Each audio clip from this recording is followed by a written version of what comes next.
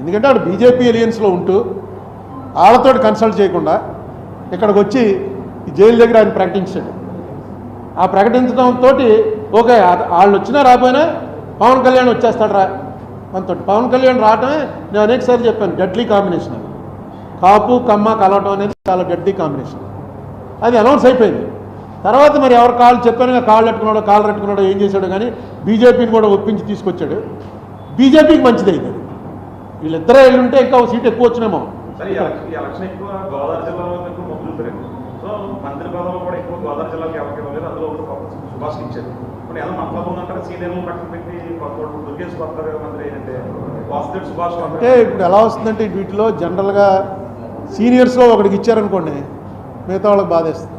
seniors అందరినీ పక్కన పెట్టాడు అనేటువంటి ఒక ఫీలింగ్ ఎప్పుడైతే వెళ్తుందో నెక్స్ట్ ఈవేళ ఉన్న పరిస్థితుల్లో నేను రేపు